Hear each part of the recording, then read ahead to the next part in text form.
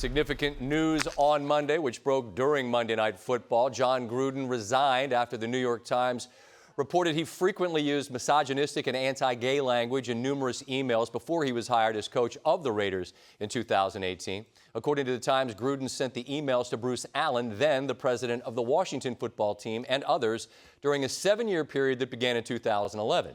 The NFL sent the Raiders additional Gruden emails to review after the first, which Gruden had been asked about, which included the racial trope about NFLPA Executive Director DeMaurice Smith that surfaced last week. Gruden was employed by ESPN as the lead analyst for Monday Night Football at the time that he sent these emails, which are now under review. The comments are clearly repugnant under any circumstance, ESPN said in a statement. Gruden released the following statement, I quote, "I resigned as the head coach of the Las Vegas Raiders. I love the Raiders and do not want to be a distraction. Thank you to all the players, coaches, staff, and fans of Raider Nation. I'm sorry, I never meant to hurt anyone." Joined now by Adam Schefter. And Adam, at halftime of the Monday night game, you said, and I agreed, that as these additional emails came out from the New York Times, that it felt that this was not something that Jon Gruden would survive, that this was an inevitability. Can you walk us through how this played out within the Raider organization on Monday? Well, I think we have to go back to Friday, Scott, because that was when the initial email about the NFLPA Executive Director DeMaurice Smith came out. Okay. And I think at that point in time, the NFL sent a group of emails to the Raiders owner, Mark Davis, that obviously contained the contents that the New York Times publicized, 7 years worth of emails dating back from 2010 to 2018.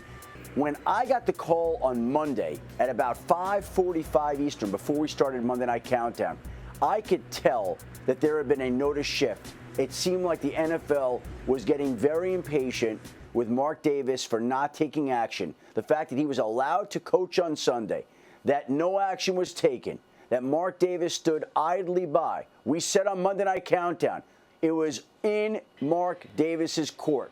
And Mark Davis showed up to the facility, and he met with Jon Gruden, and Jon Gruden announced his resignation. And maybe it was that way, Scott. But if Jon Gruden resigned, you're telling me that he was willing to walk away from $60 million, the 6 years and $60+ million left in his contract? I think ultimately there was no other choice and no other way out but for the two sides to end this relationship, however they want to categorize it. Resignation, fired, parted ways, out. Jon Gruden's out as the head coach, and he essentially was let go during Monday Night Football, ironically enough.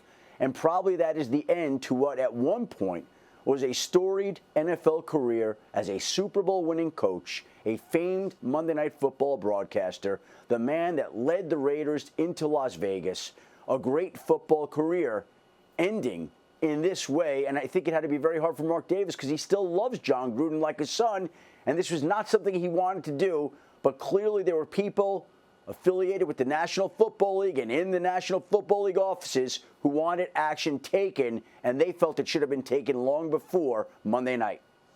Week 1, Monday Night Football, the Raiders beat the Ravens in overtime.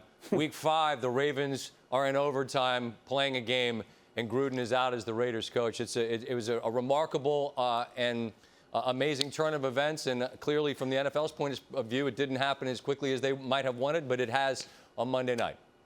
Well, I will say this also, Scott. During the pregame show, Monday Night Countdown, Booger McFarland made a great point. The NFL, which basically has plastered end racism in all of its end zones, on helmets, all of those things, Black Lives Matter, there have been so many efforts made to try to advance that cause, and to have Jon Gruden come out and use racist terms, racist tropes along the way was offensive to so many people, and it was a setback.